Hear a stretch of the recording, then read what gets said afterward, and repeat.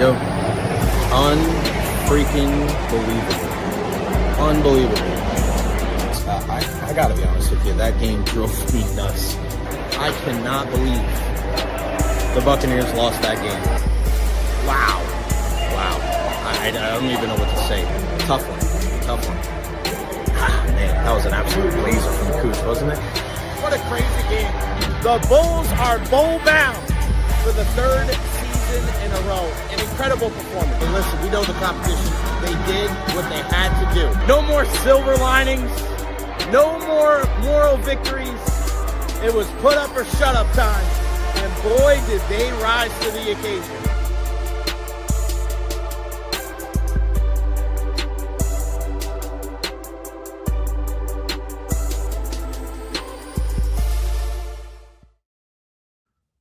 What is going on, everybody? Welcome to the Recher podcast. Happy March 13th, 2026.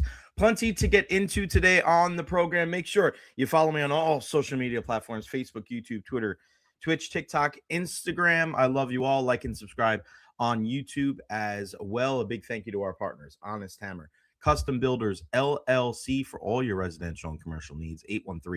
813-244-0956. And of course, Evra Health. If you missed the Evra Health injury report with Dr. Carlos Rodriguez, that was yesterday. We spoke about the intricacies of the meniscus injury to Max Crosby.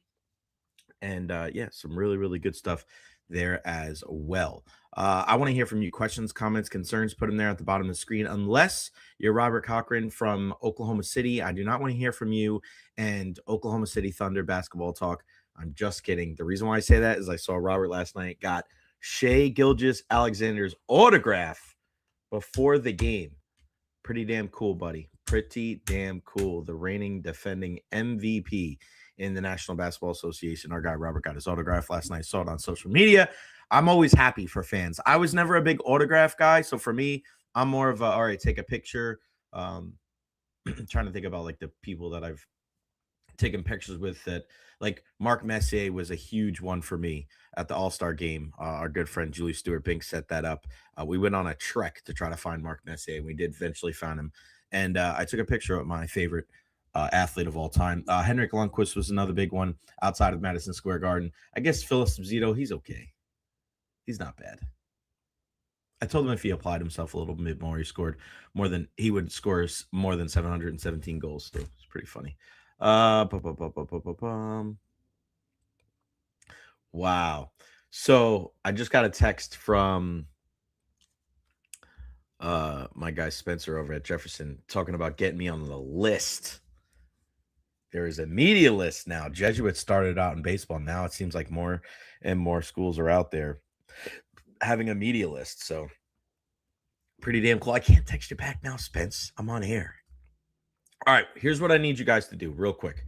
Okay, so the ever famous Saladino tournament starts tomorrow at schools all around the Tampa Bay area. And it is the most reputable high school spring break baseball tournament in the entire country. That's not opinion. That's not hyperbole. Like, that's legit. It's been around forever.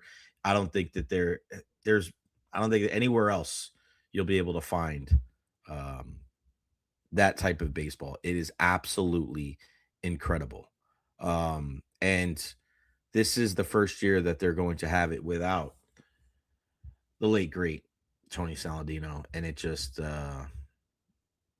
it's tough, man. It really is. But our good friend Jared Guthrie from 813 Preps really does. It's a labor of love. He is not like making a killing doing 813 Preps. And I'm not saying that to be disrespectful or to be disingenuous or anything. Like, no shade at all. I love Jared. I love 813 Preps. I want to help in any way possible. And here's how. So he does this for the kids, man. He does. This is not his main job. He does this for the kids, and he just wants to make sure that any of the donations that come in enables them to kind of break even. And this is a weekend to really be able to do that. So really, I want everybody, if you can, here is the Venmo account for 813 Preps. Please click on that link. Click on that link on your phone, on your laptop. Please click on that link and Venmo him whatever. Just put the Recher podcast on the subject line for Saladino. It doesn't matter what the amount is, man. 5, 10, 15, 20, whatever you can do. I always thank you guys for the super chats. Please, for this episode, if you can, anybody out there, whatever you can do to contribute to 813 Preps so we can continue. It's not just for Jared, it's for the kids, the coverage of these kids. Just think about all the players in the last 10 years that he's been, I think it's been 10 years he's been doing this, but you look at guys like Jack Caglione for Plant, like, right? He's now playing for Team Italy in the World Baseball Classic from the Kansas City Royals, went to Florida. He was playing at Plant. He was getting covered by our guy, Jared Guthrie at 813 Prep. So please click on that link in the chat, whether you're on your phone or whether you're on your laptop, please, please, please donate whatever you can, because this coverage this week is absolutely incredible. It's one of the greatest things that we have in our city. And you can get tickets online. All the information is up on 813preps.com. There's 3 different brackets: the gold, the silver, and the bronze. I'm going to try to make my way out tomorrow morning I'm going to try to probably get out to Leonard for a game, and then Jefferson. So I'm going to probably try to get out to Leonard for Leonard and Newsom at 10, and then possibly get out to Jefferson for East Bay and Gaither at 1. Before I go to the Lightning game tomorrow night. So trying to figure that whole thing out now, but I'll definitely get out to 2 different locations. They'll be at Leonard, Jefferson, Sickles, and Plant City for the gold division. The silver's at Armwood and Carrollwood Day, and then the bronze will be Sefner Christian, Chamberlain, and Sefner Christian and Chamberlain. So get on out there. Again, help out 813 Preps. This is such a big thing. You know me, man, caring so much about our community. That is the link in the chat. Whether you're on your phone, whether you're on your laptop, please click on that link and just donate whatever you can. Thank you guys very, very much. What do we have in store for you guys today on the program? First off, ET in the house with the $10 super chat. Thank you, David Terry. You're a great guy, other than being a Liverpool fan like Tiki Barber. If you missed our chat with Rondé Barber yesterday, that's up on the channel, so you can go check that out as well. Appreciate you, DT. You are the man. Big win for the Bolts, Benny. You got that right. We'll talk some more Lightning here in a little bit. We'll start talking some Buccaneers and some free agent moves that I like. I was doing some research this morning, and I really enjoy one of their recent signings. So we'll have Bucs talk, Lightning talk, Team USA World Baseball Classic tonight. Put up or shut up time against Team Canada. And then our pal Luke Easterling from Athlon Sports is going to join us to talk Mike Evans, to talk Bucs, to talk NFL free agency, and then a huge weekend ahead for USF athletics. The USF men's basketball team tomorrow in the semifinals of the American Conference Tournament. Cannot wait for that. I was just talking to Coach Brian Hodgson last night, so best of luck to the Bulls. Unfortunately, the women fell yesterday. We'll get into that here in a bit. Again, questions, comments, concerns, leave them there on the screen. I'll do my best to read them. If you want me to 100% for sure read them, leave a $5 or a $10 or a $20 or a $50 super chat, and I'll get to them, I promise. DT, it was great to see our boys play with some effort and urgency and get back to simple hockey. You got that right. Marissa, happy Friday to you and your beautiful Lashin self. Greg the Cruz, Canada gets revenge on USA in baseball. No, not likely, but you never know, buddy. You really never know. And that's the thing. We'll get into that. There's no guarantee. It's sports. It is sports. My favorite pick is of you, me, Ira, and Evan. You got that right, pal. And don't forget about Rock. Yeah, you put Rock in there. Perfect.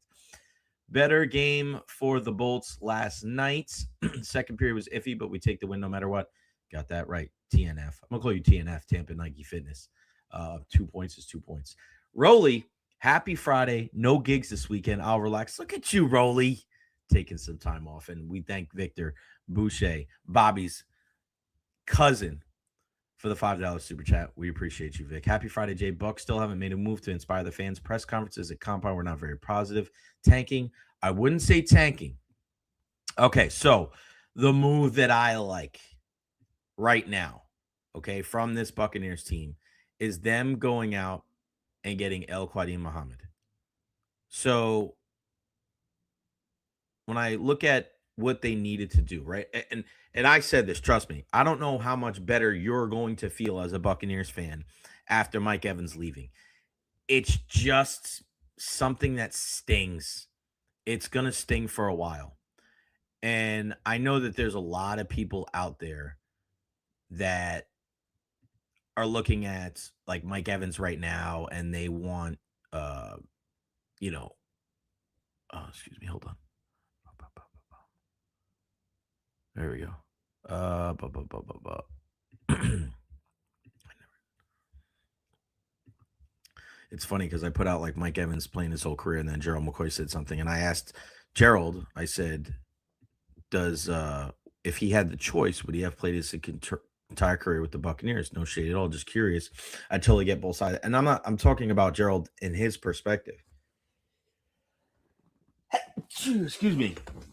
Not whether Gerald would have done what Mike would have made the decision. Mike, I just wanted to know, like, if you had the choice, would you play for the entire thing?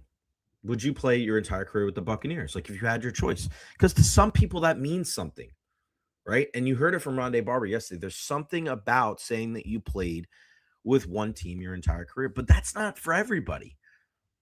If I was a kid that grew up as a diehard Yankee fan and I was a Major League Baseball player and I played 10, 12 years, and this is me, right? My perspective. And I went to go play for the Chicago White Sox, and I had a good career there for 10 years. But at 31 or 32, they said, "Hey, man, the Yankees are interested. They want you to play second base." Hell yes, I would have gone. It wouldn't have mattered to me to be a one club guy. But that's me, right? Like everybody's different. And some people, the perspectives are different from everybody. So when I asked Gerald that question, and God knows if he'll answer me because I don't know. He's nice to me sometimes. Other times, I don't think he likes me very much because I'm such good friends with Ian. But it's kind of ironic because I know Ian and him, Ian's like been on the forefront of kind of just alerting everybody what he thinks about Gerald McCoy for many years. And a lot of times he was kind of the opposite of what a lot of other people were saying. He was not afraid to go out there and say what was on his mind when it came to Gerald McCoy. He thought there was a lot that he could have done. Right. And it's kind of ironic if Gerald doesn't like me because of my friendship with Ian, because a lot of times I was defending Gerald to Ian. So, I mean, I try to see it from both sides. Like I went to Ian's house back in the day and we watched tape and he was like, "This is what I said." Okay, I understand that. I understand that. I understand where you're coming from. Again, we said this on the show yesterday. You can understand where people are coming from and not agree with them. That's okay. We should really promote that. That's okay. It's okay to understand where somebody's coming from and not agree with them. I don't know, but sometimes Gerald's cool with me. Other times he's not. I don't know. I got nothing wrong. He was always great to me when he played here. I thought we had a good relationship. Like I don't think I've ever said anything personal or anything really bad about Gerald. I tried to get him on the show. I've said that he was one of the shining lights during a dark time with the Tampa Bay Buccaneers. It is what it is. But this signing of El Quadin Muhammad, I love for the Buccaneers. You're getting a guy in his early 30s with something to prove. He had 11 sacks last year for the Detroit Lions. Now, could you say that a lot of his production came because he played opposite of Aiden Hutchinson? 100%. 100%. But you look at some of the things that he was able to do well that some of the previous pass rushers, and this is my key when it comes to this kid. And I say kid because I'm still 10 years older than him. The thing I like about him is that some of his strengths are some of the weaknesses that we've seen in other pass rushers these last 5-10 years. Well, it's 5 years with the Buccaneers, right? What you don't see from this guy a lot is the over pursuit that we saw with a guy like Joe Tryon and Sean Atkins. Sometimes you see that with Chris Braswell. Also, what we've seen from this guy is that he does not just almost get there. He finds a way.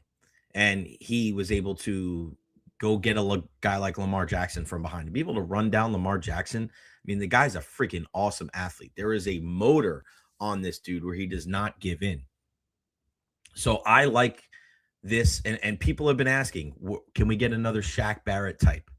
A guy that's kind of flown under the. This is like as close to a Shaq Barrett type signing as you're going to get. Now, is he going to have the production like Shaq Barrett? Is that guaranteed? No, not one bit. They're two different human beings. I said this right before Rondé hopped on yesterday. Everybody wanted the Shaq Barrett. Ironically enough, they do make a Shaq Barrett-esque type signing. It's not that much money, right? Under $10 million. I think it is well worth the risk. Well worth the risk. And that's why it's about throwing the numbers at these two positions, the linebacker position and the edge rush position.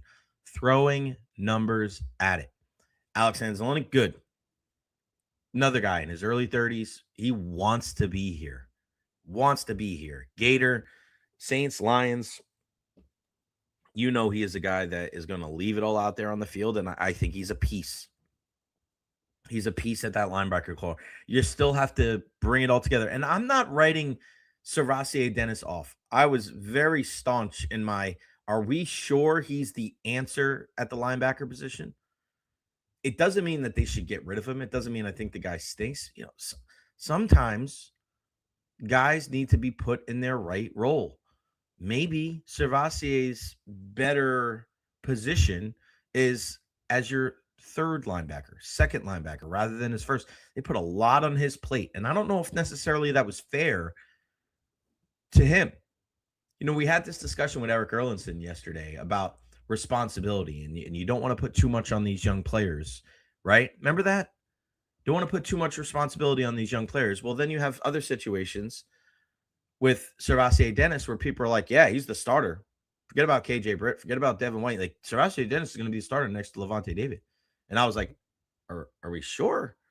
Like, why? Because he's done good in camp? Because he had a couple, pass defense looked good when he was in there, and then he got hurt for the rest of the year? Like, not saying that I thought the guy sucked, but it was just like there was no proof of concept, or at least not a detailed,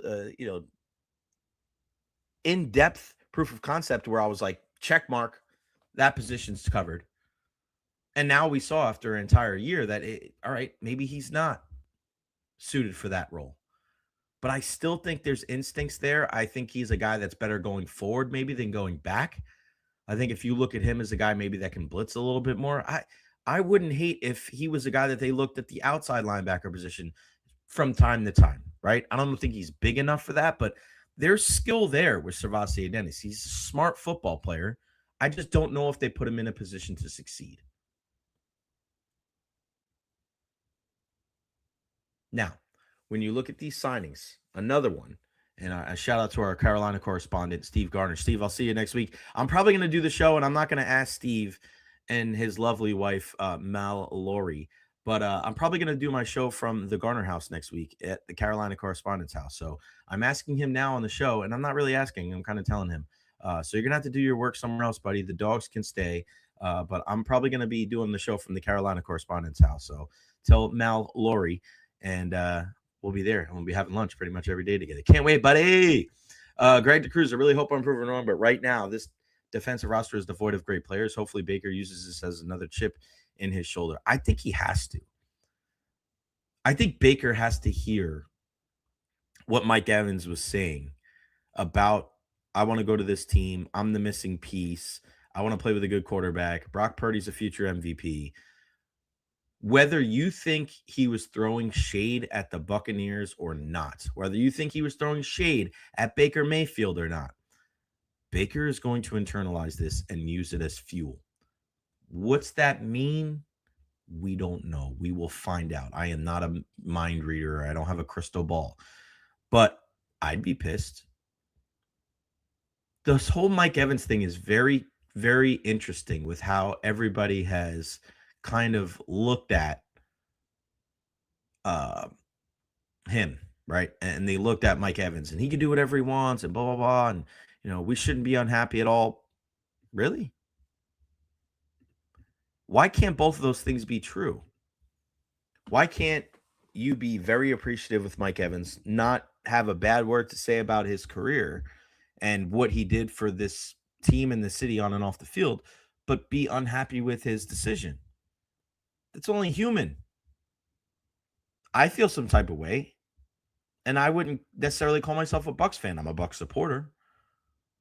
I'm a member of the Tampa Bay sports media, but I'm not a fanatic like some of you guys. I'm not a diehard. I'm not a Tampanian. I wasn't born here. I love the Bucs. I love supporting them. I want to see them do well. And we've had this conversation in the past about like the difference with that and how I'm different than, and I don't care about revealing that and talking about it. Some people are scared to say that they support the team. I want to see the people here in the Bay Area do well, but I wouldn't label myself a fan. That's what happens when you're in the industry, when you wear a credential. You kind of give that up. And if you don't understand it, you're probably not in the media. Just the way it goes. But I want to see them do well. But even me, who's not a fan, but a supporter of this team, I'm still kind of like, you've earned the right. Do what you want. But it's just like, I would have liked to have seen him finish his career here. And it does change my opinion about Mike Evans. Now, 100%, does it mean I think he's a piece of crap and I don't appreciate anything? No, of course not.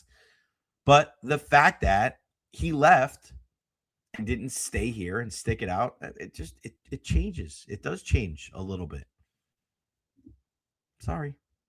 I'm not going to be, I'm not going to feel bad about that. Nor should he, nor should I. I don't feel bad. That's just the way it goes. But the Buccaneers have to move on, and they have. And will they draft a wide receiver at some point in the draft? Yeah, I think so. They've already, like, Rachaad White going out there and making what, $2 million in Washington. Like, nobody's probably misplayed their hand worse in the last 2 years than Rachaad White. He was going out there doing all these media tours and all this stuff, and it was like, oh, okay, good. I think that was a step in the right direction. And then Bucky came here, got a little shine, and then Rachaad was persona non grata. He just, like, disappeared. He disappeared. He wasn't in the locker room after the game. He really wasn't available to the media. It was very, very strange. Outside of going on with the Loose Cannons guys, which he knew was a safe space. He knew they weren't going to put the stones to him because, those guys are fans. Listen, they do a great job, and their setup looks amazing, and they get some incredible interviews. But Rachaad knows why he went on that podcast and why he didn't go everywhere else. Listen, that's a strategic move, man. I ain't hating. Play the game, player. Do your thing. That's fine. But he's gone. And now Kenny, don't call me Kenneth Gainwell, is here. So for Kenny Gainwell, what does he give you? The big thing that I'm concerned about is his ability to hold up in pass blocking, because he's not as big as Rachaad, and Rachaad was really good at that. Now, when it comes to Kenny Gainwell, I think he brings just as much catching the ball out of the backfield, and I think he might give you a little bit more lining up as a wide receiver. So that might be the difference there. But holding up in pass coverage and pass blocking, that is going to be something to certainly be cognizant of going forward. You're right, Janet. He got his feelings hurt. And you could tell. You could tell that he got his feelings hurt, and he was going to – that was one of the easiest predictions in the offseason, that he was going to go to Washington. I think I said that a couple of months ago, and I'm definitely not the only person. It's his boy. They played together at Arizona State, him and Jaden Daniels. And again, I don't hate him for it. Do you. Do what's best for you. People need to be a little bit more selfish in certain ways. We're so worried about offending people and hurting people and feeling guilty about certain things in our lives. I think if you feel guilty to a certain extent, it means you're a good person, that you care about how your actions affect other people. There's nothing wrong with that. But if you dwell on it and you let it just hang over you and just hover above you like a black cloud, like, your life is too short. Enjoy life, man. Move on. Understand something. Get through it. Jeremy says, what's up, Jay? Happy Friday. Bucs got a little better yesterday with the additions. Now on to the draft. I'm with you, Jeremy, and I don't think they're done. And I like Killebrew. Bringing him across from Pittsburgh. Going with Danny Smith. Helping out the special teams. Those are the little things we talk about that good teams have to do, and I like that. incrementally, the Bucs are getting better. Is it going to make you feel 100% better about the Mike Evans thing? No. But, okay, throwing something at a pass rusher, getting a linebacker, helping your special teams, which is never a bad thing, a new special teams coach. Okay, keep going. Keep going. Be smart. This is not about going out and obviously we would have loved Max Crosby or Trey Hendrickson, but if you're not going to do that, that's the big thing. If you're not going to do it, then what? Just going to sit there and bitch and moan and complain? No, find different ways to make your team better. Just a little bit. If you're 2% better here, 2% better here, 2% better here, 6 or 7 different spots, your team's 15% better. Think about that. It makes a lot of sense. Steve knows he's a Steelers fan. Miles is a special teams ace. Good pickup for the Buccaneers. Good pickup for the Buccaneers. Decent win for the Tampa Bay Lightning last night. As they come away with the 2 points. Nice win over Detroit. And I told you guys this yesterday. I think the Lightning win last night, and then I think they have trouble on Saturday against the Carolina Hurricanes because that second period when Detroit was pushing, they just weren't able to cash in. And when you talk about disciplined hockey teams, there is not – you want to talk about a show that's built around you, Steve Garner. Holy smokes. Carolina Hurricanes, Pittsburgh Steelers. My goodness. But if you want to talk about one of the most disciplined teams in the NHL, probably for the entire tenure that Rob Brind'Amour has been there behind the bench, I mean, he's the guy. I mean, and this is the team. So worry is probably too strong of a word, but am I a little concerned about what's going to happen tomorrow night at Benchmark International Arena? Yes, because the Lightning aren't back yet. I told you it was going to get worse before it gets better. I think tomorrow night's going to be a real challenge. Vazzy played well. You saw Jake Gensel come up with a big goal. And how about my guy, Gage Gonsalves with a couple of goals? Right guy, right spot. And I was going to take all credit. He goes, yeah, of course you are. No, Robert. No, Robert. No. No, Robert. No. No, Robert. No, Robert. No. Robert, go back to the beginning of the show. I'm not saying it again. Robert Cochran, go back to the middle of the show. I started the show talking about you. Canes need to bounce back after last night's miserable performance against the hapless Blues. I know. It's wild. And that's another reason why, the Lightning feeling okay about the win. Carolina not, right? It's like the perfect storm between the Hurricanes and the Lightning. That was pun definitely intended on that one. Sad, though, that it looks like I'm not going to be able to wear my fancy shoes to Lightning games anymore. I was alerted last night by the Lightning that let's give you the exact words. Seriously, though, hang the shoes up. Thanks. Wear them to the Bucs. There you go. There you go, guys. There you go. So no more fancy shoes at Lightning games anymore. It's been too much. Been a little, probably drawing too much attention to myself when it shouldn't be about me. I'm just a member of the media. And especially last night, probably went a little bit over the top with the silver ones with the LED lights. It is what it is. The Lightning have always been good to me. So if they think it's too much, who am I to say? That's not a hill I'm going to die on, man. It is what it is. Brian with the $5 super chat. Appreciate you, Brian. Thank you so much. Base Swag. I legitimately don't know how the Glazers get the Bucs fan base to buy in when they're feeling nihilistic and pessimistic about Bowles thing and Evans leaving. I don't necessarily know if the Bowles thing and Evans, in their mind, they thought that they could keep Evans with Bowles as the head coach. And again, you can blame Bowles all you want, but I don't think it's just him. It's how the roster was constructed, right? We can talk about Bowles all we want, but I think Mike looked around. He was like, I don't like what I see right now defensively, maybe not even offensively. So listen, I'm not going to say it didn't contribute at all, but I don't think Evans is like, I don't want to play for Todd Bowles. I think it was just the whole thing. I think he's part of it, not the only thing. Is Sabrin staying up? Did you see a Sabres player say that they have April 6th circled and want payback with Logan Stanley in their lineup? Thoughts? I did not see that. Sabrin is staying up. And from what we were kind of told last night, and we just saw today, Steven Santini got sent down. I always have trouble saying sent down when you're going north. Sent down to AHL Syracuse because, you're only making that move with Santini if Eric Chernak's coming back into the lineup. And we know Declan Carlisle, after leaving yesterday is not he wasn't practicing today, missed the last 10 minutes yesterday. Hopefully he'll be back in the lineup tomorrow night. But with them sending Steven Santini down, it means that Eric Chernak's probably going to be back in the lineup tomorrow night against the Carolina Hurricanes. Now, the other name to keep an eye on is Connor Geekie. If Connor Geekie gets sent down, that means that Nick Paul will be in the lineup on Saturday. So you can't bring Nick Paul back because there's just no room if Connor Geekie's here. So he's the guy, and Connor Geekie does not have to get sent through waivers where Scott Sabrin does. So Sabrin's going to stay up here. Geekie will be sent down. And then you'll see a line of, Sabrin will, probably be a cut here and there, and we'll kind of see how the rest of that goes. But once Nick Paul gets back into the lineup, it'll be Point, Kucherov, and Gonsalves. It'll be Gensel with Cirelli and Hagel. It'll be, I know it was a little bit different last night, but I'm just going to say it just to make it easy. Gord, Gergensons, and Holmberg. And then it'll be Corey Perry, Nick Paul, and Oliver Bjorkstrand. So Sabrin will be your scratch, but Connor Geekie will go down. Sabrin will stay up. And then, hey, next time you see those two teams square up, going to be pretty crazy, that's for sure.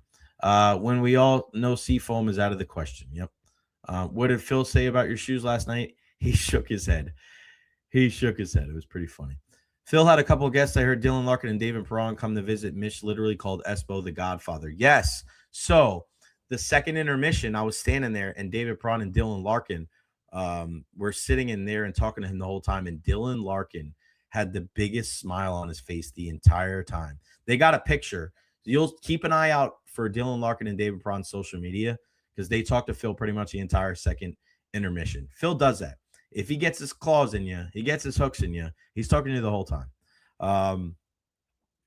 But Dylan Larkin had a smile ear to ear the entire time, and it just made me like Dylan Larkin even more. Love that guy. My bad, Jay. I just watched the start of the show. I was out getting coffee when it first happened. Basewag, yeah, I think it falls on Jason Light too. I absolutely hate the fact that he's so conservative with his draft picks and free agency. Like, he thinks that Servassier Dennis and Chris Braswell are starters. Yeah, I mean, and hopefully, and as much as we talk about Todd Bowles learning from his mistakes, that's on Jason Light too. That's on Jason Light's too. But so many people, they're scared to, I don't want to say hold his feet to the fire because that's too strong. But just because you think Jason Light needs to do a better job doesn't mean you're not grateful for what he's done. Doesn't mean you think he's a bad general manager. Doesn't mean you think he should be fired. But he's got to improve. He knows that. Nobody knows it more than him. This defense needs to be better. And if you have a defensive-minded head coach like Todd Bowles, you need to make sure you're doing everything you can to put him in a position to succeed. It's not black or white. There's a lot of shades of gray. It's not just on Todd Bowles. It's not just on Jason Light. They both have to wear it. And if you want to have an argument of, who's blamed more, I mean, you can argue that till the cows come home. It doesn't matter who's more to blame or not. They're both to blame. Todd has not made the requisite adjustments on defense to put his team in a position to succeed. And Jason Light has not given him a full cupboard of guys that can help him and rush the passer with 4. And linebackers that aren't relying on a guy that just is coming off of injury, that is kind of miscast as an inside linebacker that's supposed to cover, and an aging guy in his mid-30s in Levante David. So it's not just one of those guys. It's both of them. So hopefully it gets better going forward, and hopefully we see adjustments from Todd Bowles, because this is it, man. This is it for him. He has to make an adjustment, because if not, it's going to cost him his job. I never changed the date. Nobody said anything. I said I was live from Benchmark International Arena. It was March 12th. Nobody said anything. Nobody's paying attention. Steve, Benny, Robert, Marissa, DT, nobody was paying attention. Got one over on all of you guys today. But when my microphone's not working, everybody's got something to say. Can't hear you. All right, Team USA today, World Baseball Classic. Man, there's part of me that looks at this whole Team USA thing as, and Mark DeRosa, again, he's like, I don't understand the point of like this whole Joe Cool, like cool, too cool for school kind of attitude. Like, you're not a respected manager. You're a guy that is respected because you played in the league, you played hard, you played multiple positions, you're a journeyman, you seem like a good guy. But this kind of like flippant attitude that you deserve kind of the benefit of the doubt as a manager is it's just rubbing a lot of people the wrong way. And you know me, I try to find ways to support and root for my country, not the other way around. And this guy is just like, every time I hear him talk now, it's like, dude, like, some humility, please. Some like, when I'm watching this kind of thing, I'm like, if they lose to Canada tonight, will I be surprised? Not one bit. And I've been joking around with my Canadian friends, like, oh, we're definitely going to win. We invented the game. Because that works so well on the hockey side.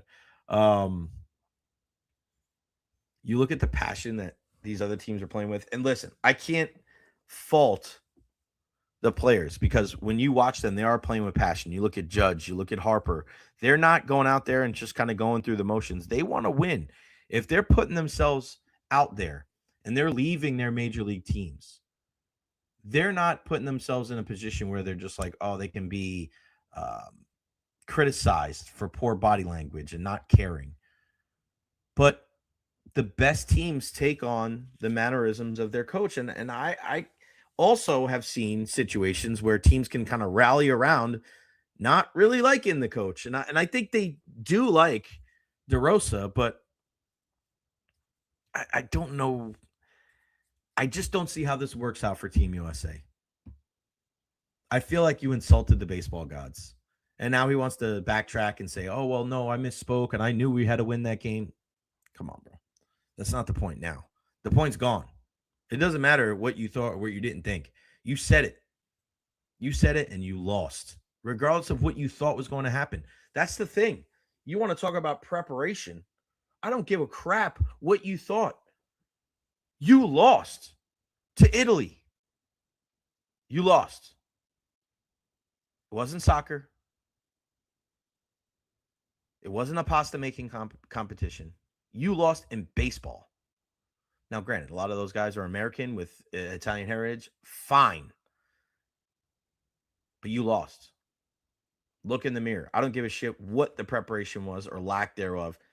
Not good, bro. Not good. Don't disrespect the game. And as somebody that has been around the game, disrespecting the baseball gods like that, like, you should know better. You should know better. Having Clayton Kershaw warming up in the bullpen. Come on, man. Come on now.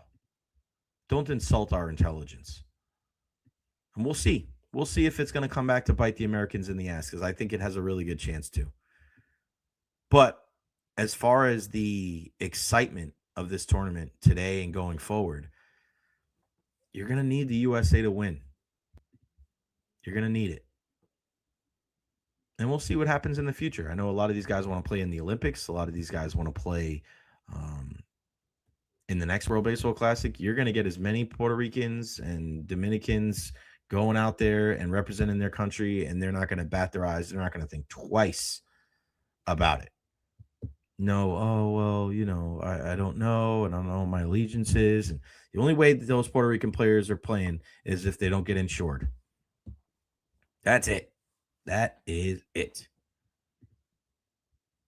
All right. Make sure you follow me on all social media platforms: Facebook, YouTube, Twitter, Twitch, TikTok, Instagram, a little bit of everything. And a big thank you to Honest Hammer Custom Builders LLC for all your residential and commercial needs. My guy Russ is the man. He is the best. 813-244-0956, thehonesthammer.com, thehonesthammer@gmail.com. Send him an email.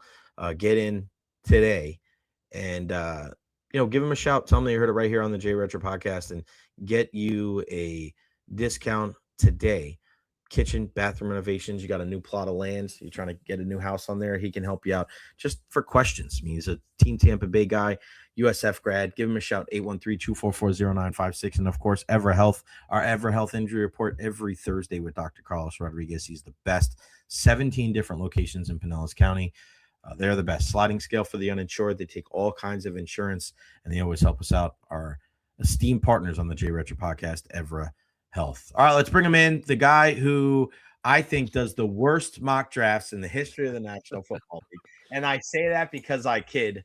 And I don't know if we've ever told this story before, but I was reading one of Luke's mock drafts one day, and I'm like, freaking love this guy's mock drafts. And my brother, who lives in New York, and Luke, a brother himself, my brother's like, do you know Luke Easterling? And I'm like, yeah, man. He's like, and he goes, I love his mock drafts. And I'm like, bro, I'm just reading that shit 5 minutes ago. What's going on, brother? How are you?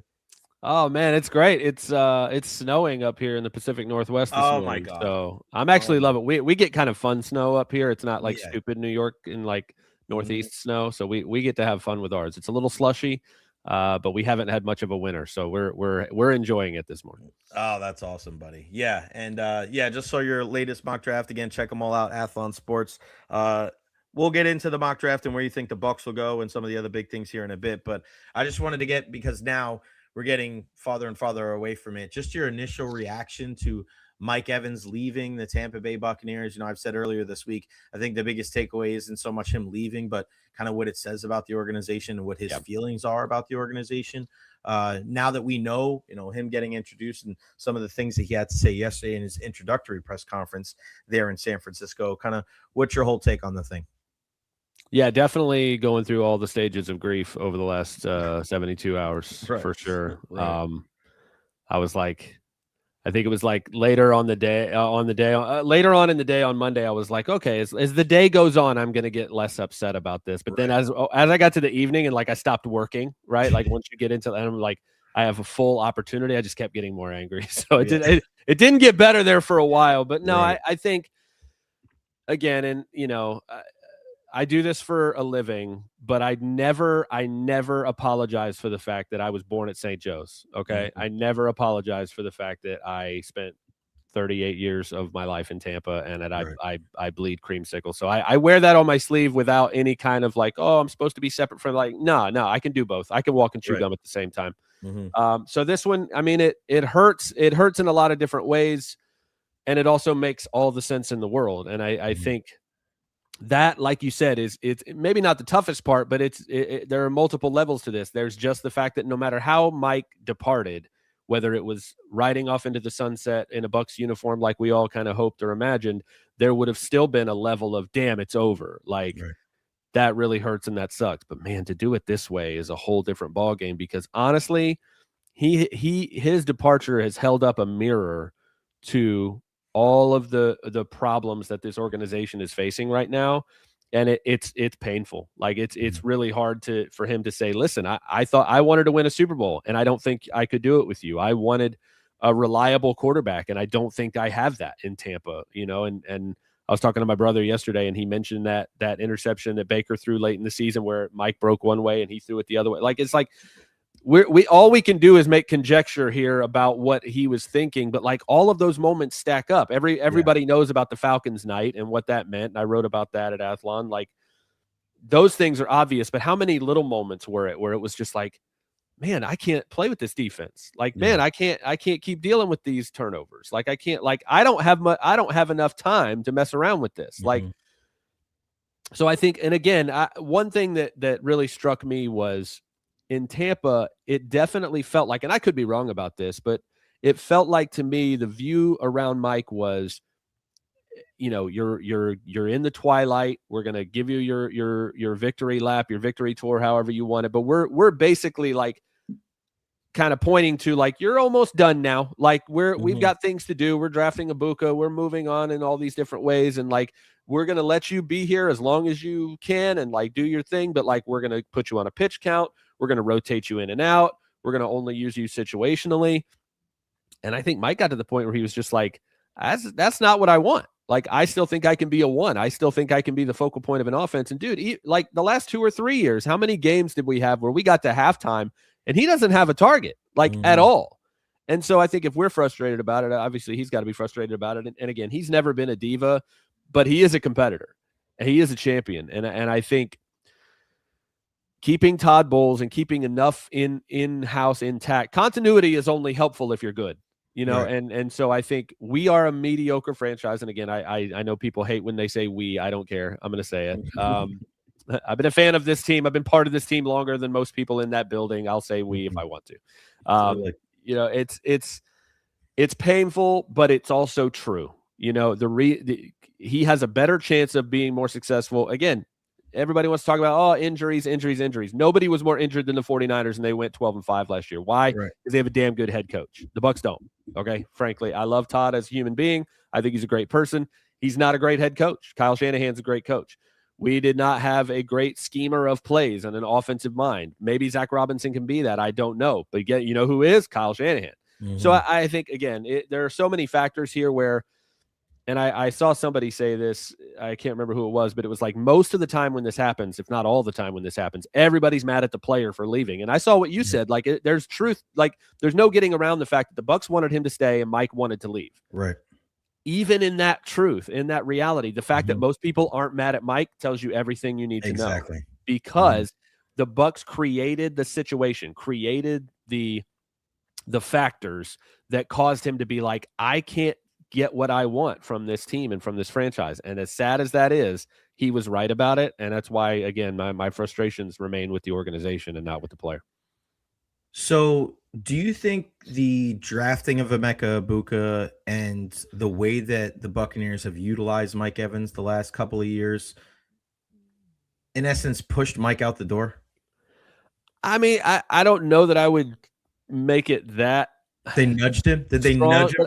I think I don't think they were trying to, as much as I think they were trying to do what any smart franchise would do and guard against the eventuality that a plus 30 receiver at some point is going to get injured, which he did, and B, not be as able to, because again, from a football standpoint, rotating him and giving him a spell, especially, you know, he runs a deep go route, whether he catches it or not, you bring him off to the sideline instead of making him go all the way back to the huddle. You let him take that snap that's a breather, and then you get him back in the game. But again, this is all going to pan out on the field too. You know, Mike can talk a big game all he wants to because he's earned that right to be like, hey, I want to be the number one. I want to be on the field. It's going to be 32. That's a lot easier said than done, man. Like if you want 15 targets a game and you want to be that kind of, like, that's a lot harder to do in your 30s than it was when you were 26. And so I hope he stays completely healthy and drops 1,300 plus yards and 12 touchdowns again. I'm fine with that because, again, until they meet on the field, I don't care what the 49ers do. So I'll be rooting for Mike every other day of the year if he's not on the field against the Bucs.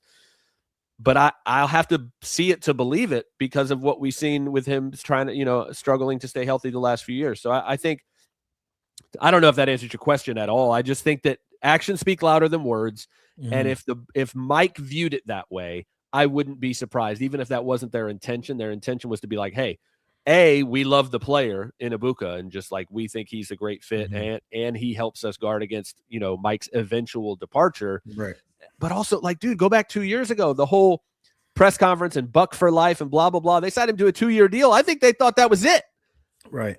I think they thought that was like, oh, we did it. We kept Mike for his whole career. We signed him to a 2-year deal, and that's it. The fact that he wanted to go and keep playing more and more and more, like, they were willing to let him come back. But again, all those other planets didn't align.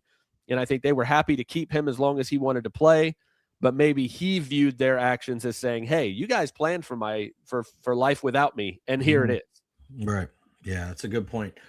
So now, I mean, I said that Bucs fans are not going to be ultimately happy unless they go out and get a Max Crosby or Trey Hendrickson. That's not happening. But here's the thing. Here's the thing on that, though, Jay. Like, even if they did that, it wouldn't fill the hole in your heart. Like, it's not. It's a different thing. So no matter what they do, please just acknowledge to yourself, because I've had to do this. It's not going to matter. They could have signed Trey Hendrickson and traded for Max Crosby. They do all these things. Unless it's 13, baby, it's not going to heal that hole in your heart, man. I'm telling you. So just get over that right now and move on and look at what they actually do and how they can make this team better, because ain't nothing they can do to make that pain go away. Luke, speaking to the hearts of the Buccaneer fans in the Bay Area and beyond, for sure. And to myself, I'm speaking to the choir here, baby. I need these words as much as anybody, I promise. I was going to say, you're helping yourself, bro. You're sitting on your own couch there, Dr. Easterling. Yep. That's the way 100%. It goes.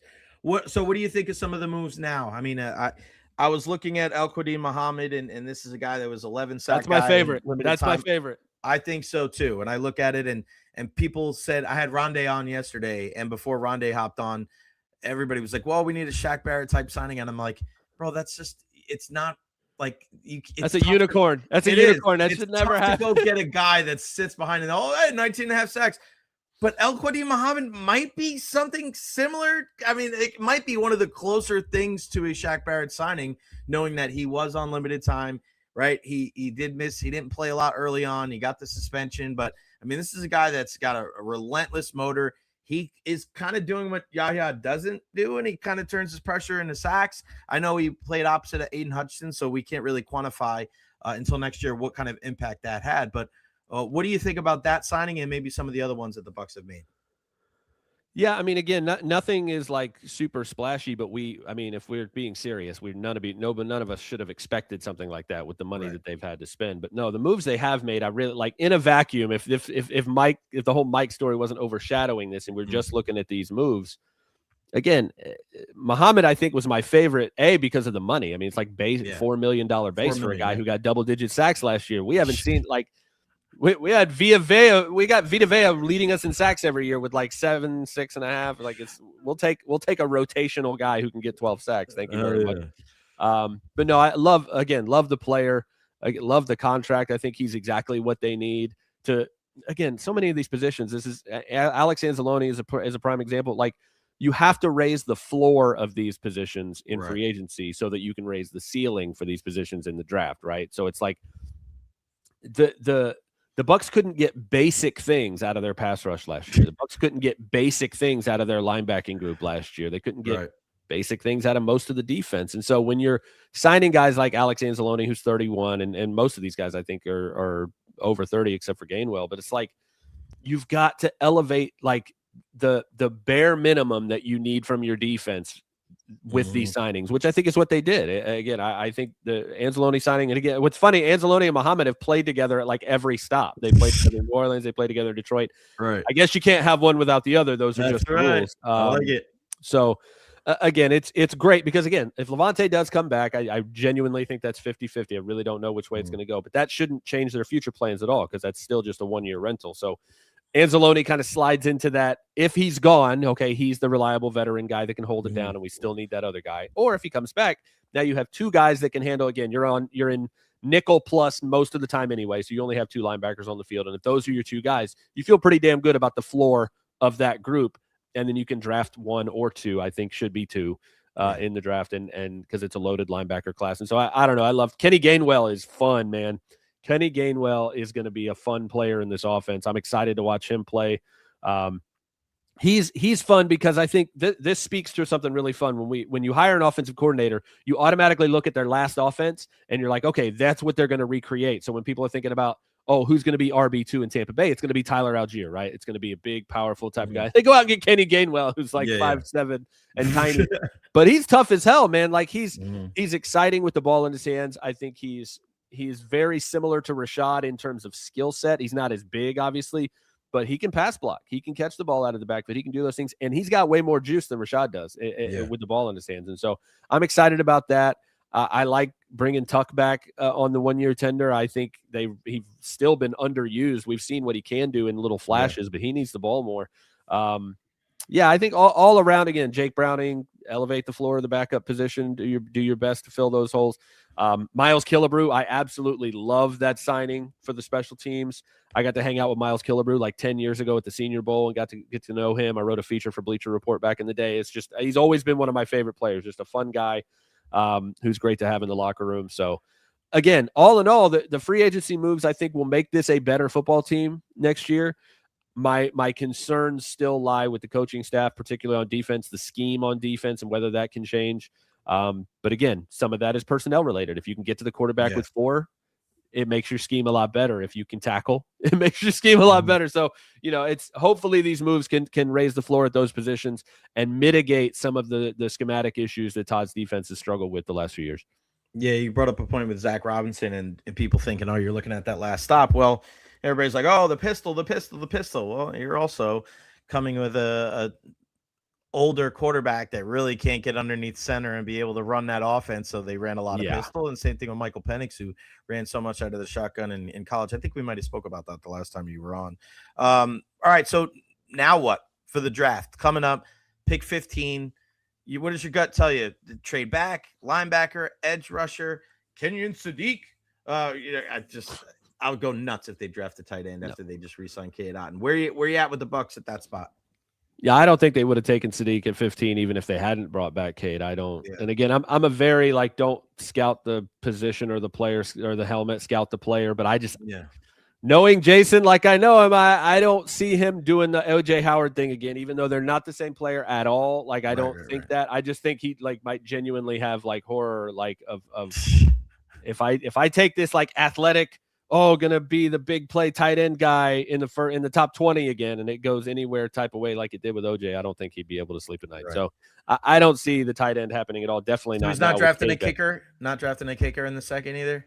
I don't. No. He will never do that again. Did you guys see his credit? He is. Did you guys see the pain? Did you see the pain in Luke's face when I said that? That's a real Bucs fan right there. It hurts, man. It still hurts. Poor Booger. Poor Booger had to go out there and read that off a card, man. I can't imagine how much he did not want to read that. But no, man. I think this draft 15 sucks. I hate that spot. And again, I do these mocks every week, so I'm always trying to present different scenarios. No matter how I make those first 14 picks go, there's nobody at 15 that I'm happy about if they stay there. There's just no that all the top edge guys are gone. Sonny Styles is long gone at linebacker. There's no if they stay at 15 and want to make me happy, really the only thing they can do is pure best player available and take Ioane, the guard out of Penn State. That's the high floor. Bredesen's coming off an injury. Cody Maux in the last year of his contract. You fortified the left guard spot next to Tristan for the next, 4 to 10 years, whatever. That's the only pick if they stay at 15 where I'm okay, I get it. I love the player. I don't mind shoring up the offensive line. I think it's a as much of a can't miss pick as you can have. And there's no such thing, but I think, Ioane is as close as you can get. That's the only one that really is okay, I get it. Even that still doesn't really thrill me. You see it, man, when I've started doing these 3 and 4 round mocks where I do trades now, every time I'm trading back with Tampa, every time. Mm-hmm. And the one thing I'll say about that is obviously easier said than done. You can't trade back and nobody wants to trade up, but I think the Bucs could benefit from the fact that one of the positions that I think is going to have a really quick run in this draft is offensive tackle, where they just do not have a huge need, with Tristan obviously on the left side and Luke Gedeke on the right side, who's making a lot of money. I think there are going to be a lot of motivated teams in the back end of the first round who want to get ahead of teams like Detroit at 17. And, there's a couple of others. San Francisco and Houston are back there. They want to get ahead of those teams before that run happens. Cleveland at 24, if they don't take a tackle at 6.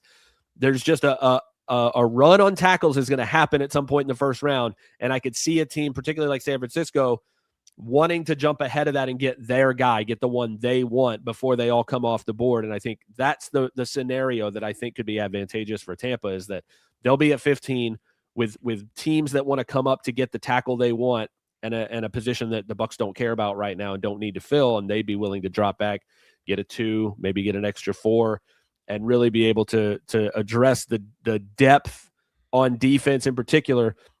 But when you get extra picks, it does give you a chance, if one of those picks comes up and there's a luxury pick that you really love, a guy that just falls to you, you can afford to take him because you got some extra picks. You can get better value. So if they get back to the back end of the first round, I like the value much better at both linebacker and edge there. And it would give you an opportunity again to reload some of the depth with some of those later picks. So who are the names? Are there any names that jump out at you about those guys? Yeah, I think if they're in the back end of the first round, if they're looking for a linebacker, I think C.J. Allen from Georgia is still on the board at that point. It's honestly kind of dicey between him and Jacob Rodriguez from Texas Tech for me. I think they're a lot closer for me than it seems like they are for most people. So if they took either of those guys, I'd be super happy. Rodriguez tends to still be there into the second round, but I wouldn't be surprised if he goes a little higher than people think. He's just such a great athlete and his film is so good. So either of those guys at linebacker would make me happy. The edge guys at that point, again, Cassius Howell, I know he's got the short arms and he's a little smaller, but dude just gets after the quarterback. He just gets home. And so I'm not as interested in your measurements if the tape says that you can get to the quarterback. So he's a guy that I think they could be interested in. Akeem Mesidor is the guy that's curious for me because the numbers are there and I love the playing style, but man is a 25-year-old rookie already, and he's going to be 30 before his second contract comes. And a lot of the way he won was like lining him up on guards and lining him up on the inside and letting him win. I don't know if that translates quite as easily at the next level. So he's a guy I've seen even to the Bucs at 15 in some mocks where I'm just like, woof. Top 15 pick for a 25-year-old pass rusher is a hard sell for me.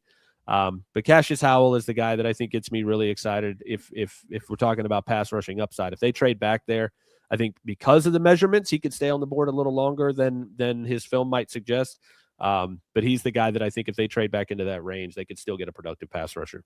Before I let you go, you're doing all these mocks. Who's the one player or the one team that constantly kind of throws you in a bind, or maybe that you're thinking differently than some of the other mocks that you're seeing?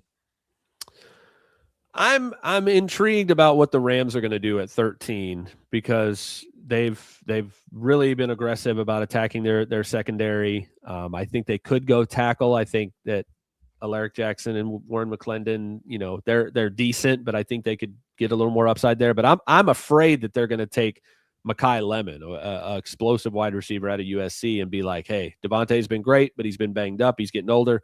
We got Puka.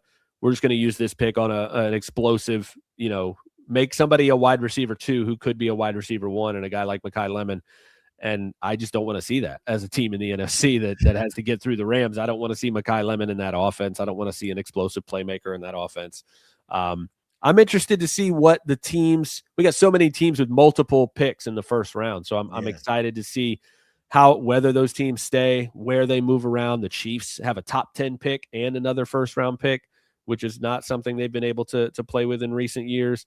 Again, the Browns have multiple picks. The Cowboys have multiple picks. Jets have multiple picks. It's going to be fun to see how those teams decide to use those and move around, and whether or not some of those teams try to flip those into 2027 picks. Yeah. Looking ahead to how deep that draft could be. I don't know if Jason, would be interested in that as well. The ability to say, hey, that's going to be maybe a stronger class. Not only do I trade down, but I start building up that treasure trove for next year. He has the best mock drafts in the country, and I wouldn't have him on the show if I believed otherwise. Nah, I'm just kidding. He's a Tampa guy through and through. Athlon Sports, the one and only Luke Easterling, my favorite of the Easterling brothers. Just don't tell everybody else. All right, don't tell them this. What are you talking about? I'm going to tell them right now. I'm going to get off the phone and be like, hey, y'all, guess what? I'm Jay's favorite. Y'all can deal with it. The besterling, we call him. Luke, you're the man, brother. Have a great weekend. We'll talk soon, buddy. Thank you. Hey, sounds great, Jay. Good to see you, bud. All right, buddy. He's all over it, man. Again, go check out his mock drafts. The great thing about Luke is that he doesn't just like throw stuff out there. Like, he does his homework on every pick, and it's like legit. When you walk away, you're not pissed off because you're like, oh, those all make sense. So it's the best, man. Go check him out at Luke Easterling. He is the man. All right, last thing, USF this weekend. Some like incredible schedule of all the things that are going on this weekend. All right, we got women's lacrosse at Temple, men's tennis right here against Middle Tennessee. You got baseball at home against Columbia, men's basketball. We got baseball and softball this weekend over there at the USF Baseball and Softball Complex. So head on over there, go usfbulls.com, go get your tickets. Softball plays at noon. Oh, they're on right now. And then 2:30. And then baseball at 5 o'clock.